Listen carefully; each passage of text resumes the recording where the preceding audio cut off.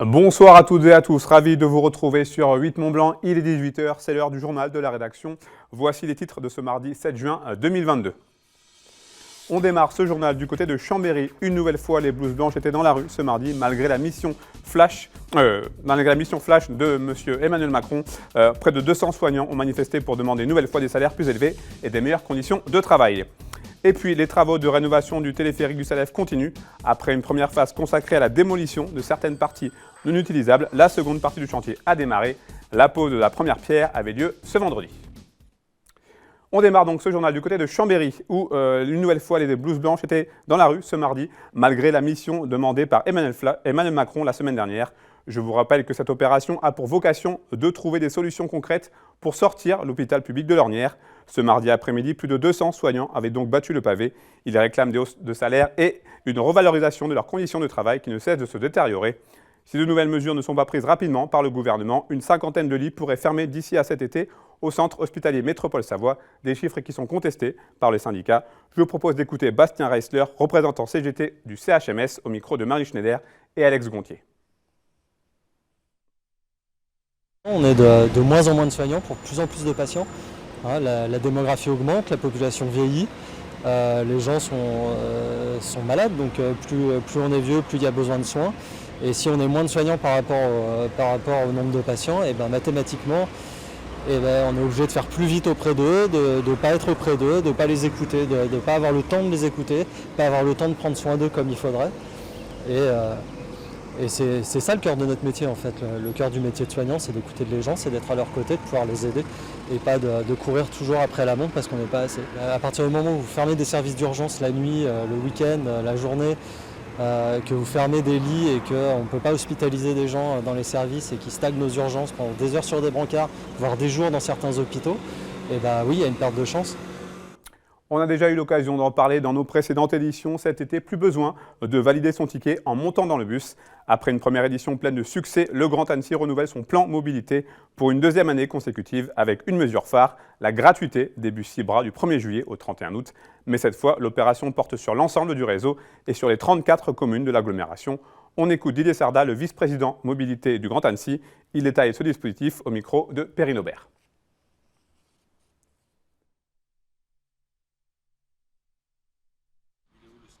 Cet été, dans le Grand Annecy, c'est la gratuité de tout le réseau de bus et de cars Cibra en juillet-août. C'est 48 stations vélo Nessie déployées sur les 34 communes du territoire. Donc le vélo 1,50 € l'heure, la première demi-heure gratuite. C'est un renforcement des lignes vers le Semnoz avec la nouvelle ligne S6 Pays d'Albi jusqu'au sommet du Semnoz. C'est une meilleure efficacité des lignes Forclaz avec la ligne F1 vers Planfait, F2 vers la Forclaz qui sont directes avec plus de correspondance comme il y avait l'année passée. C'est la mise en avant de parking relais à l'entrée du territoire avec l'objectif à terme dans quelques années, c'est que le visiteur, l'excursionniste qui vient une journée au lac d'Annecy, il laisse sa voiture à l'extérieur du territoire et il utilise les transports en commun et les vélos dont on vient de parler. Et toutes ces mesures, elles sont faites pour enlever des voitures de sur la route. On a 2000 habitants de plus dans l'agglo chaque année, on a énormément de visiteurs l'été et on a un réseau routier qu'on ne peut plus étendre. Le seul moyen qu'on a de fluidifier, c'est que des gens qui sont dans leur voiture, tout seuls, prennent les transports en commun. Je vous le disais dans les titres, les travaux de restauration du téléphérique du Salève sont toujours en cours. La première phase du projet est achevée et les parties qui ne sont plus utilisables ont été démolies. Pour le lancement de la seconde partie des travaux, les élus et les financeurs s'étaient donné rendez-vous à la gare haute du Haut-Salève pour la pose de cette première pierre, une cérémonie à laquelle a assisté Manon Toiti, reportage. Les yeux rivés sur la première pierre de cette nouvelle construction, les élus et financeurs du projet du téléphérique se sont réunis pour assister au lancement de la deuxième phase des travaux. Depuis plusieurs mois, les agents sur le chantier s'attelaient à la démolition de certains bâtiments inutilisables. Cette phase est maintenant terminée et laisse place à la suivante, la construction. Les premiers coups de pioche ont été donnés, les terrassements ont été faits sur les parties extension et les premières fondations ont été coulées. Les prémurs ont été livrés pour la partie qui va accueillir le futur espace muséo, l'espace café bistronomique et puis la tour centrale qui va permettre aux gens d'accéder au restaurant panoramique. Et comme preuve de la longévité de ce projet, une capsule en inox a été placée dans le ciment. Elle témoigne du travail réalisé depuis la construction du téléphérique jusqu'à sa restauration. On a pu déposer des messages, un message du maître d'ouvrage, donc le groupement local de coopération transfrontalière qui a expliqué le pourquoi du projet, le site emblématique, le projet ambitieux, complexe, beaucoup d'intervenants, beaucoup de contraintes, puisqu'on est en site Natura 2000, on n'a pas d'eau, pas d'assainissement. Et puis un petit message de l'architecte, le DDA architecte, qui a expliqué son geste architectural. À l'intérieur de ce cylindre se trouve aussi une photo de la Fondation Braillard, l'architecte à l'origine du téléphérique. Les travaux devraient s'achever en février 2023 pour une mise en route du téléphérique au printemps suivant. En sport, le 92e congrès de la Fédération française de ski avait lieu vendredi et samedi dernier à Dijon, en présence de tous les délégués des 17 comités de ski, des délégués qui ont choisi un nouveau président à la tête de leur instance. Fabien Saguez, directeur technique national de 2006 à 2022, a été élu avec 613 voix. Il succède donc à Anne-Chantal Piget-Grevy, qui n'a pas pu se représenter. En football, après quelques 700 matchs en professionnel et une dernière saison à Cluse-Sionzier au niveau amateur, Olivier Sorlin, l'ancien capitaine emblématique d'Évian Tournon-Gaillard, a définitivement raccroché les crampons avant de devenir entraîneur. Et pour l'occasion, ses amis et sa famille avaient organisé un jubilé ce dimanche au stade intercommunal de Sionzier. Quelques-uns de ses anciens coéquipiers comme Cédric Barbosa, Aldo Angoula ou encore Kevin Berrigo avaient répondu présent. Formé à Valence, le Stéphanois de naissance a ensuite évolué à Montpellier, à Rennes, Monaco ou encore Salonique en Grèce, avant donc de poser ses valises en Haute-Savoie pour évoluer 6 ans sous le maillot rose de l'ETGFC avec le numéro 24 dans le dos. Je vous propose d'écouter quelques réactions pleines d'émotions recueillies sur place. On tourne la page de plus de 20 ans de carrière avec beaucoup de belles choses, beaucoup d'émotions. Voilà, c'est très rare d'avoir toute ma famille aussi. Ça fait longtemps que je suis parti, je ne les vois pas beaucoup, donc voilà, je suis content de finir ici avec les gens que j'aime. J'ai eu des titres, j'ai eu des montées, voilà. J'ai même eu des sélections en équipe de France, donc quand on voit d'où je suis parti au départ, ouais, c'est quand même compliqué de sortir quelques bons moments en 2 minutes. Olivier, c'est quelqu'un de très généreux, très généreux. Au-delà de ses qualités de footballeur, c'est quelqu'un de généreux. Ça, j'ai pu le constater sur le terrain, parce que quand on a Olivier Sorlin dans son équipe, c'est toujours mieux de l'avoir avec soi, parce que c'est un joueur qui court beaucoup, qui donne beaucoup de sa personne pour aider les autres, et qui compte pas ses efforts. Et je pense que c'est surtout sa générosité que je vais retenir. On a fait quand même la majorité de notre carrière ensemble, donc on n'était peut-être pas prédestinés à faire des carrières comme on les a faites, mais au final, on a fait plus de 20 ans de carrière. On peut se targuer de ça, il n'y a pas beaucoup qui l'ont fait, mais en tout cas, voilà, le plus important c'est Olivier. Et Olivier, au-delà du joueur, moi, en tout cas avec moi, ça a été une très belle personne. Et c'est pour ça qu'on ne s'appelle pas tous les jours. Mais si demain je l'appelle à 2h du matin, je sais qu'il sera là. Donc, et vice-versa, il sait qu'il peut compter sur moi. Et puis, vous avez peut-être eu l'occasion de suivre l'arrivée en direct sur notre page Facebook ce samedi, l'édition 2022, le Last Man a souri aux Français avec la deuxième victoire sur l'épreuve de Thomas Lemaitre. Il s'impose en 11h, 6 minutes et 23 secondes sur ce triathlon de l'extrême. Gabin Mantulé et Florian Luquet complètent le podium. Chez les femmes, c'est Élodie Davy qui s'impose avec le 13e temps du scratch en 13h, 18 minutes et 59 secondes. On passe à présent à mon invité et ce soir, j'ai le plaisir de vous recevoir, Jean-Franck Charlet, pour parler de ce livre que je montre à l'écran, Cristallier, la fièvre de l'or rose. Merci d'être là. Vous êtes guide de haute montagne, vous faites d'ailleurs partie de la compagnie des guides de Chamonix et vous êtes également cristallier. C'est ça qui va nous intéresser ce soir. Et vous avez donc décidé de consacrer cet ouvrage à l'or rose. Comment est-ce qu'elle est née, l'idée d'écrire ce livre ? L'idée, c'est que il y a 50 et quelques années maintenant que je vais chercher des cristaux dans la montagne. Et donc, je trouvais que c'était le moment de faire mémoire de tout ça. Le déclencheur, c'était simplement, peut-être comme pas mal de monde, le premier confinement, où on avait soudain un mois devant soi à rien faire de professionnel. Et donc là, j'ai décidé de m'y mettre.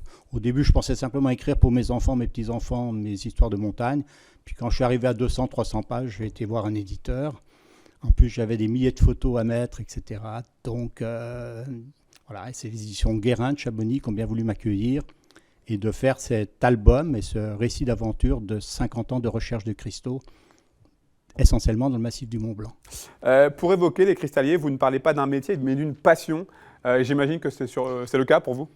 Oui, complètement. Vous savez, vous connaissez tous Chamonix pour son Mont Blanc, ses grands glaciers, ses aiguilles acérées. Il se trouve que ce massif du Mont Blanc, qui est un massif granitique, accueille en même temps de nombreux cristaux dans ses fissures. C'est un hasard et une chance géologique incroyable. On trouve dans ce massif du Mont Blanc les cristaux, vous voyez, des choses comme ça, de très très belle qualité, avec des formes et des spécificités, et puis d'autres minéraux associés, et notamment cette fameuse fluorine rose du Mont Blanc, qui sont des cristaux roses extrêmement rares au niveau de la planète. Et donc cette chance fait que... Et ensuite, donc, en tant que guide de haute montagne, j'ai l'occasion bien sûr de visiter la haute montagne. Et là, je suis tombé de nombreuses fois sur des cristaux. Alors la passion vient déjà de mon arrière-grand-père, de mon grand-père et de mon père, qui étaient aussi des guides et cristalliers. Donc depuis tout petit, il y a des cristaux dans les maisons familiales. Et donc naturellement, je me suis intéressé à ce milieu. Et après, quand je suis devenu guide, que j'ai pu aller en haute montagne, j'ai pu partir et découvrir avec mes compagnons de cordée les grandes parois du massif du Mont Blanc, là où personne n'était encore allé chercher des cristaux. Et nous avons fait du coup des trouvailles assez exceptionnelles. De quand datent vos premières recherches? Vous avez des souvenirs encore? Ah oui, j'ai un parfait souvenir, bien sûr tout ça est raconté dans le livre. La première fois que mon père m'a amené aux cristaux, c'était pour aller à l'aiguille des Améthystes, au-dessus d'Argentière. Et là, c'était en début de saison, au mois de juin, nous sommes allés à ski. Et j'ignorais tout du ski hors piste et du ski sur glacier. Parce que je faisais de la compétition de ski, j'ai l'habitude des pistes et des piquets, mais pas des dangers de la haute montagne. Et là, au bout de 300 mètres que je skiais, un pont de neige s'est effondré, je suis tombé dans une crevasse. Et miraculeusement, j'étais indemne. Ça, c'était ma première course aux cristaux. Ensuite, il y en a eu plein d'autres. Et c'est surtout mon père, au début, qui m'a amené. Et ensuite, j'ai eu la chance d'avoir un cousin, qui était presque mon frère, qui est aussi à peu près le même âge que moi, aussi passionné de montagne. On a commencé ensemble, on a fait équipe. Donc, c'était il y a plus de 50 ans. Dites-nous un petit peu ce qu'on peut trouver dans cet ouvrage. Alors, cet ouvrage, il y a pas mal de choses. C'est le récit d'une vie, sous le prisme des cristaux quand même, essentiellement. Et en même temps, de voir peut-être comment un petit gars né dans la montagne, je trouve qu'il n'y avait pas tellement de témoignages de ça, comment il peut s'accaparer son milieu quand on est né les pieds dans la neige et sur les rochers depuis tout petit, qu'on est au pied de ces montagnes, qu'on a envie d'aller les gravir. Elles font partie de soi-même et on se les accapare complètement et elles font partie de nous-mêmes. Il y a ce témoignage-là et puis ensuite c'est toutes mes aventures de cristallier avec mes compagnons de cordée. Quelles sont les qualités pour devenir un bon cristallier? Alors, les qualités, donc ça se passe en haute montagne, il faut être un bon alpiniste. Déjà. En tout cas, parce que les cristaux les cavités et les veines de quartz les plus évidentes, les plus faciles, ont déjà été bien sûr grattées depuis très longtemps. Et donc, il faut aller dans les endroits un peu plus aventureux, dans les hautes parois. Et donc là, c'est quand même de l'alpinisme de haute difficulté, voire de l'alpinisme extrême. Et on a fait une sorte avec mes camarades d'alpinisme à l'envers, qui consistait à monter sur les montagnes, par exemple les droites par la voie normale, et de redescendre en rappel de corde sur la face nord, où là on avait repéré aux jumelles, depuis le glacier en bas, les veines de quartz et les fours de cristaux. C'est votre façon toute particulière d'accéder à des endroits très difficiles d'accès, justement. Oui, je crois qu'on a été les premiers à aller dans des endroits aussi difficiles, et c'est comme ça qu'on a eu beaucoup de vrais succès minéralogiques. Bien sûr, 50 ans plus tard, le flambeau a été repris par les plus jeunes, avec aussi de brillants alpinistes, et qui ont repris un peu toutes nos techniques et tout ce qu'on avait commencé. Et notamment, j'en suis très fier, mon second fils est guide de haute montagne aussi, et est passionné par les cristaux. Vous avez réussi à donc j'ai pu transmettre la passion. Oui. Pour quelle raison, selon vous, est-ce que c'est dans la région de Chamonix qu'on trouve les plus beaux cristaux? C'est purement géologique. Si vous voulez, il faut que ce soit un massif granitique. Alors, il y a pas mal de massifs granitiques dans le monde, il n'y a pas forcément des cristaux. Il faut en même temps que ce massif granitique ait subi lors de sa formation de très très grandes pressions qui ont fissuré le rocher. Tout ça se passe 15 km sous terre, il y a 10 millions d'années quand même. C'est pas récent. Et il y avait les pressions et températures suffisantes. Donc les fissures s'ouvrent, de l'eau avec du quartz se met à l'intérieur. Tout ça va remonter doucement, des pressions tectoniques vont relâcher la pression dans ces cavités, etc.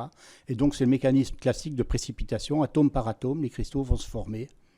Et pour que ce soit du quartz, eh bien, il faut qu'il y ait du granit. Et justement, le massif du Mont Blanc, eh bien, c'est un massif granitique. Alors, rien n'est donc dû au hasard. Rien n'est dû au hasard, non, absolument. Non. C'est pas la peine de chercher autour d'Annecy, partout. Il y aura très peu de quartz, Vous allez faire voire des déçus, pas du peut-être. tout. Non, pas du tout, parce que ce sont les préalpes. Au début, il y avait une mer à la place de tout notre pays ici, avec des 2-3 km de sédiments au fond de celle-ci. Et puis la plaque africaine, la plaque romaine se sont rencontrées il y a 30 millions d'années et ont fait surgir ce Mont Blanc lors de la collision. Et donc à faire remonter ce granit qui venait des entrailles de la Terre, alors que le massif calcaire qui est sur le côté, c'est encore les sédiments de la vieille mer de l'époque, avant 30 millions d'années. Et donc là, il n'y a pas de quartz, il n'y a pas de cristaux. Il peut y avoir des beaux fossiles, d'autres choses plus ou moins intéressantes aussi, mais c'est dans le granit qu'on trouve le quartz et la fluorine rose. Avant de se quitter, un mot justement sur celui-ci. Est-ce que vous pouvez nous le présenter en quelques mots? Voilà, alors le livre s'appelle Cristallier, la fièvre de l'or rose. C'est celui-ci? C'est celui-ci, L'or voilà. rose. Alors parce qu'on trouve dans le monde entier, c'est Chamonix à la Suisse centrale où on a trouvé les plus beaux spécimens de ce minéral, qui est c'est de la fluorine, donc c'est un minéral de fluor, qui a la particularité d'être rose, rouge ou même rouge vif parfois, et de faire, contrairement au quartz qui lui a 6 faces, de faire des octaèdres, c'est-à-dire des bipyramides à 8 faces. Et ça, c'est un don minéralogique absolument incroyable que l'on trouve, je disais, essentiellement à Chamonix, en Suisse centrale, sur la planète Terre. Merci beaucoup, vous en Jean-Franck prie. Charlet, pour ce récit passionnant à continuer. Donc, je rappelle, dans votre livre Cristallier, la fièvre de l'or rose. Merci à vous. Merci à vous. C'est la fin de cette édition. Merci à vous pour votre fidélité à l'information sur 8 Mont Blanc. Merci évidemment à toute l'équipe. Tout de suite, vous en avez l'habitude, c'est la météo présentée par Thierry Paulme. Juste après, un nouvel épisode de Panorama consacré cette semaine au club des planeurs de Châdes-les-Eaux. Il s'agit d'une rediffusion et l'émission est présentée par Victoria Lopez. Et puis à 19h, pour la première diffusion, vous retrouverez les candidats de la première circonscription de Haute-Savoie pour l'émission que nous organisons conjointement avec le Dauphiné Libéré, consacrée aux élections législatives des 12 et 19 juin prochains. Passez une très belle soirée, prenez soin de vous et de vos proches. Je vous retrouve mercredi, même endroit, même heure, pour un nouveau point complet sur l'information sur 8 Mont Blanc.